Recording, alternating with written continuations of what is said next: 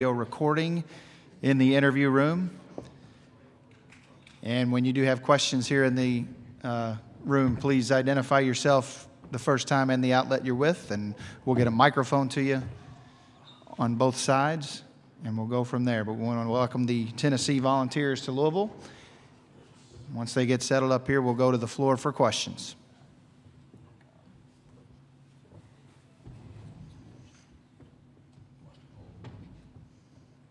How you guys doing? Good, good, good. Welcome.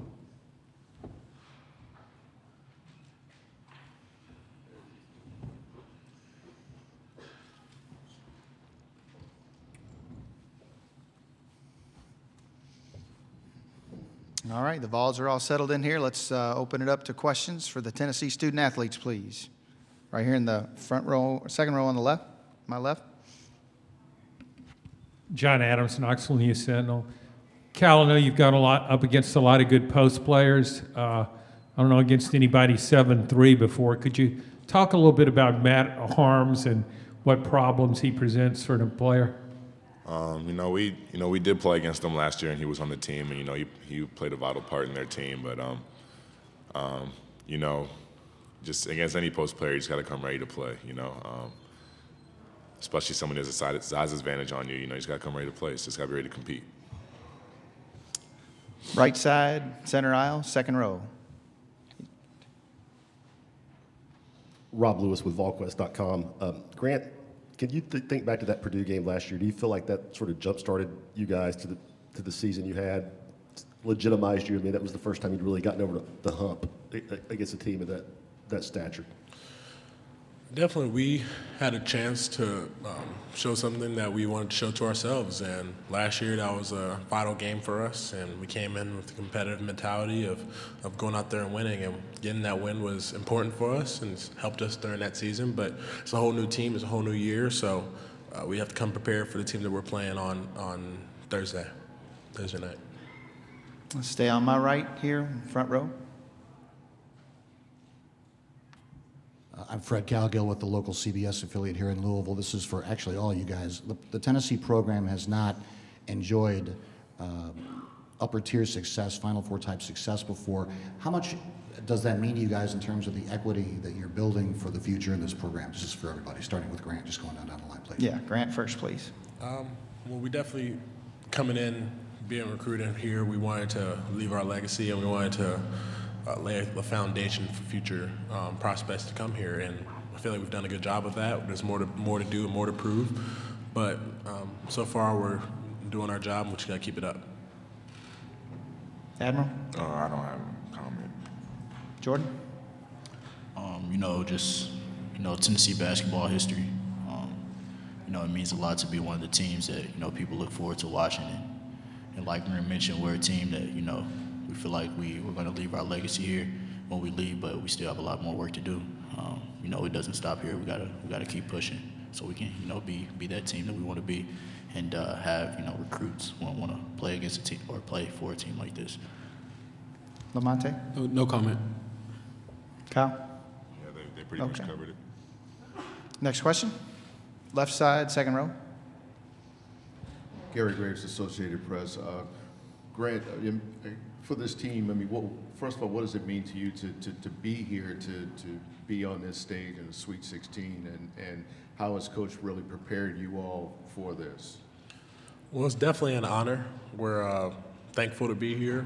Not many teams have the opportunity, and we've worked for it, and Coach just tells us that we have to come with the same mindset as we always have, with preparation and understanding that every little detail matters. We have to come in prepared to play the game, because just like any other time, we got one game ahead of us, and then we got to move on from there after that. Center aisle, right side, second row.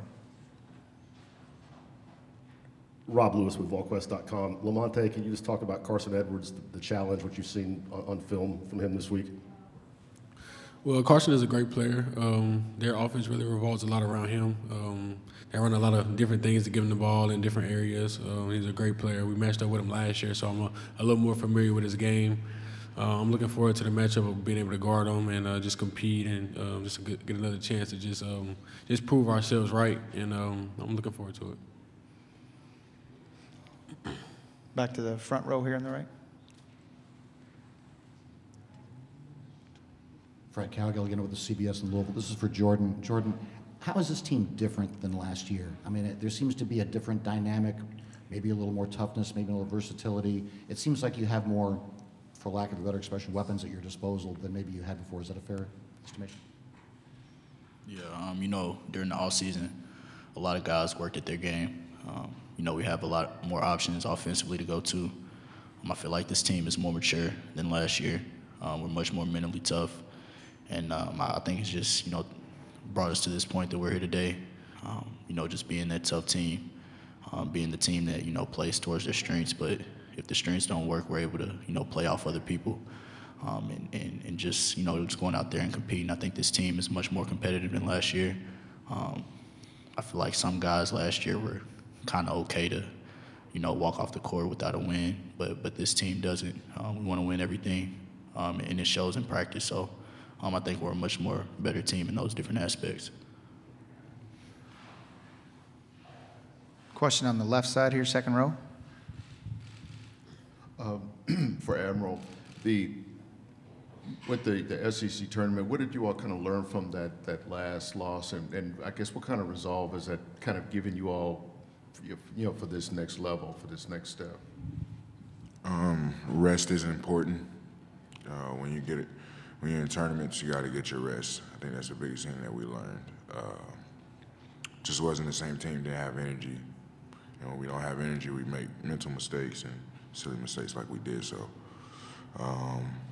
but at the end of the day, we had to play the game, and we didn't play it the right way. So, I would just say, rest is very important. More questions for the Tennessee student athletes? Okay, guys.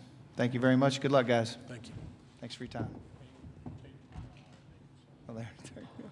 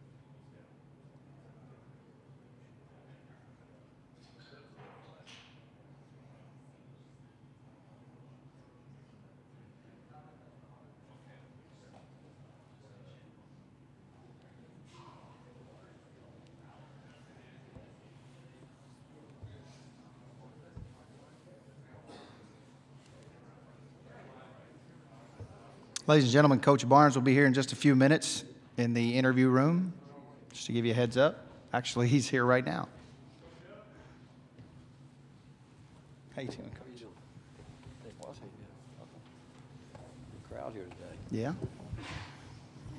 So, Just to let you know, Coach Barnes is at the dais here in the interview room. We're going to go ahead and get started with his part of today's activities, and we'll begin with some opening comments from Coach, and then we'll open it to the floor for questions. Coach, welcome to Louisville.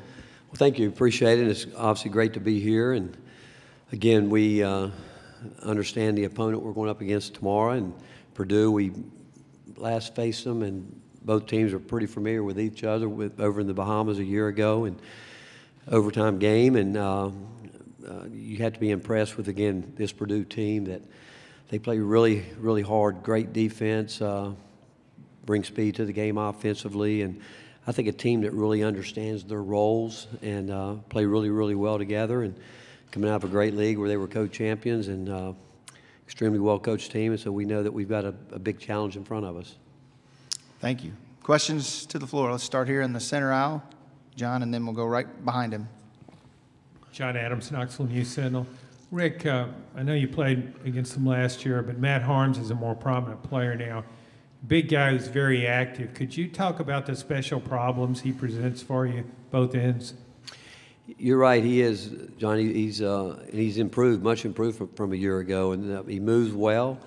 A guy that very confident around the basket and but can shoot the ball. They will bring him away from the basket. They won't necessarily just lock him into the post. They'll bring him out, let him ball screen, roll into the post, and they're double ball screen actions. They do different things out of that where he's a part of it. But he's a guy that, again, he can really affect the game on both ends of the court.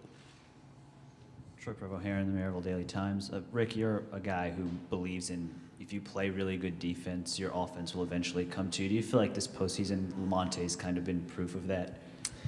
I do think that if you get lost in the game defensively and again, just do the things that you practice offensively and execute, those things will come your way. But Lamonte really has become the defensive player we've always thought he could be since he's been with us, and he's continuing to take that challenge on, and he knows that, one, we need him to play that role. And offensively, as a group, first of all, we've got to be locked in defensively, especially against a team like Purdue. They do so much, and they're so active and bring so much speed to their offense that you've got to be on edge there. And then on the other end, you've got to take care of the ball because they do a great job themselves of turning it, your mistakes into baskets. And I like to see our team really all lock in defensively the way Lamonte does. And if he does that, that'll obviously give us a much better chance. Okay, let's go to the right side, second row, and then we'll come over here on the left end. Dana O'Neill, The Athletic. Rick, Kyle's development, I mean, he's like a baby, really, when it comes to basketball. Do you still find yourself having to kind of explain things to him in a more literal sense than you might have to with some guys his age and at this level? Who are you talking about, Lamonte? Kyle. Kyle, yeah. Yeah, you're right. I mean, you go back to when we recruited Kyle, he was going to come to Texas and be a redshirt. We were going to redshirt him, and then we, obviously, at Tennessee, we told him that the role changes, and he's going to have to come in and play. And I think he started every game. If not, he's close to it. But, Coach Lanier used to have this video of this little baby giraffe that was just being born, standing up, wobbling and falling all over the place, and that was Kyle Alexander.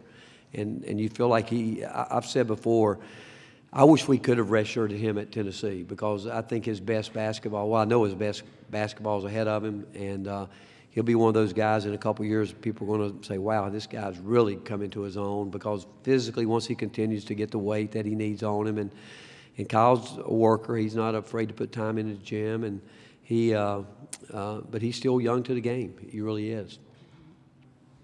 Let's go left side here, second row. Over here, Coach. Gary Graves, Associated Press. How have you prepared the team for this whole new experience of being in the Sweet 16? I mean, it's one thing to be in a tournament, but to be at this level, and how do you tell them not to worry about the program's record at this point?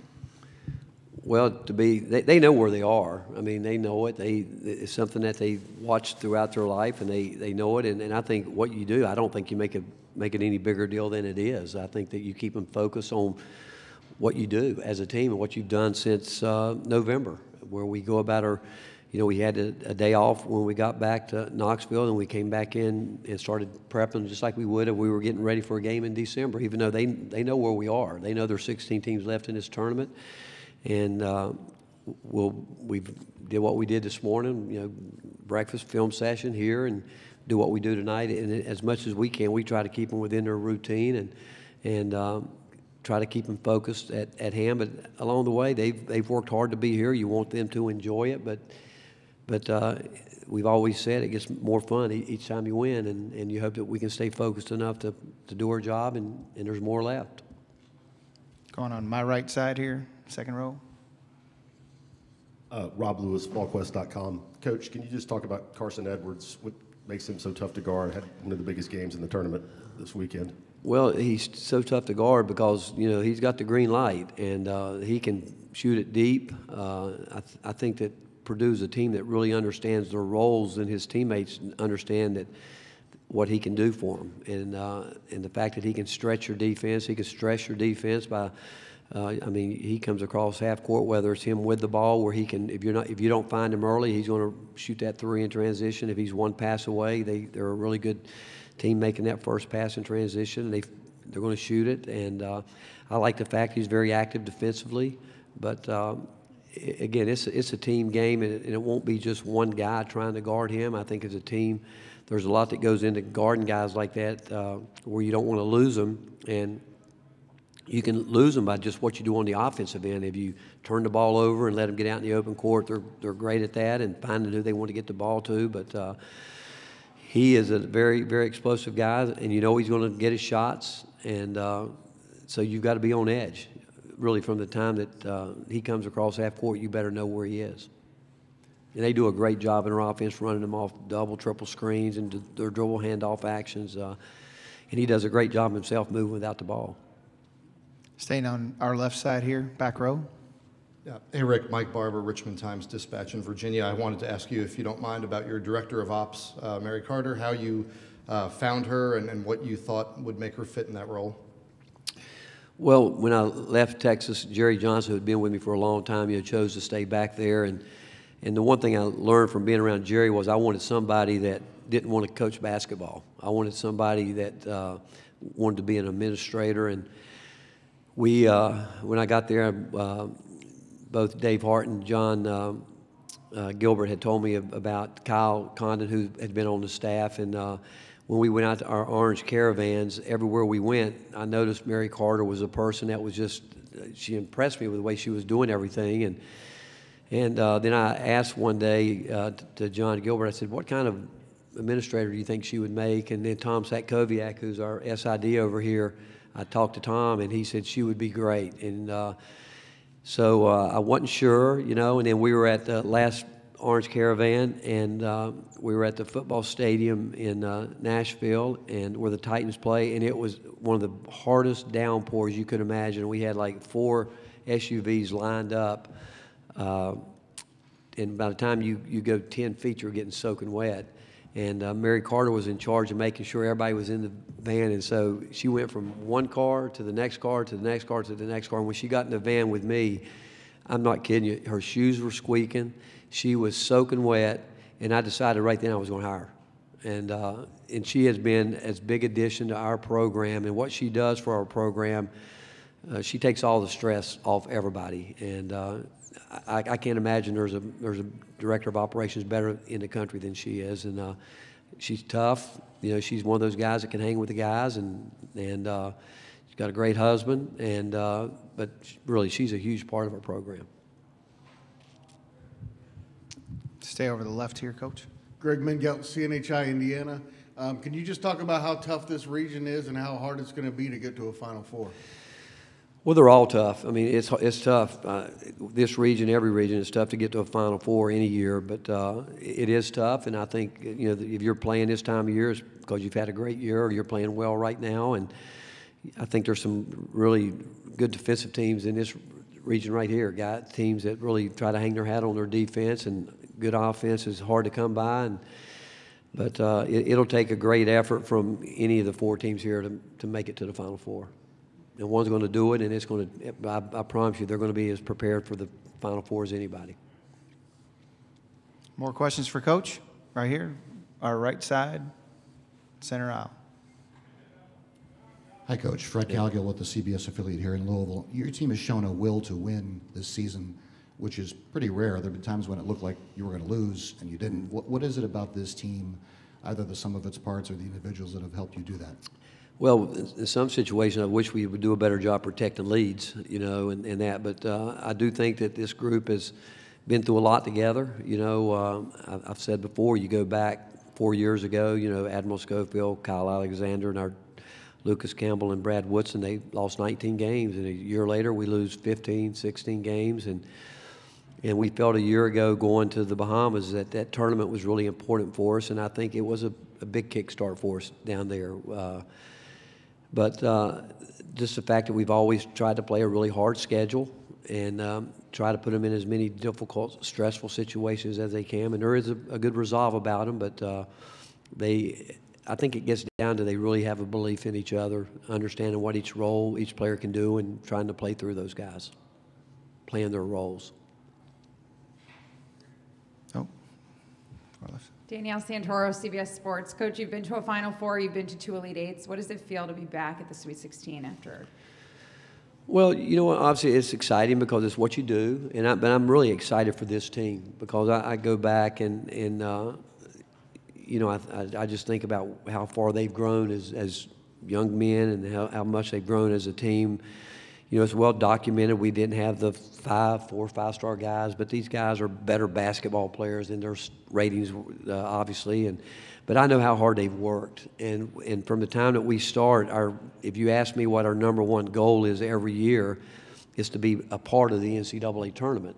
And when you're a part of this tournament, it gives you a chance to do just this. And you want to be in it where you can play as long as you can. And so I'm really excited. I mean, I'm older now and I've been through it, but for these guys, it's going to be something they're going to remember for the rest of their lives, being a part of it and getting here. And also, when I think of it, I think of, like all the teams here, you don't get here unless you have a work ethic and you've got good players and guys that buy into each other. And but I'm really probably more excited for our program. And I'm certainly excited for our fans, I mean, because they've been great with us all year. But these guys have worked hard to get here, and I hope that they can continue to want more. Anything else for Coach? Okay, yeah, we've got time. Center aisle there. Fred Calgill again with the CBS in Louisville. I asked the guys earlier about the legacy they're leaving behind. I mean, do you think they get the building blocks? The program's never been to the Final Four. It's been relatively sparse in Sweet 16s and Elite Eights and all of that. There's the building blocks here of something that, you know, has almost never happened before. Well, I think they do because people talk about it with them. I do think that. But, you know, you talk about goals. We come in our building, we don't have a lot of motivational sayings or any of those type things. And what we talk about is just being the best team that we can be and let's see where it takes us. And that means you've got to ask your players to be the best players they can be and then buy into the role that they have to play. But this group, you know, it's been fun watching them grow together. And there's not always the great times, but the last 2 years they've done a lot more than what probably was expected from the outside. From the inside, I wouldn't say that because we've always had the high expectations, and I think they've created that. And so I do know that there's a lot to be they will be proud of. And in the moment right now, you don't think a lot about that. You just focus on what you have to do and hope that you can continue. Anything else? Okay. Coach, thanks for your Right. time. Thank Good luck. you. Thank you.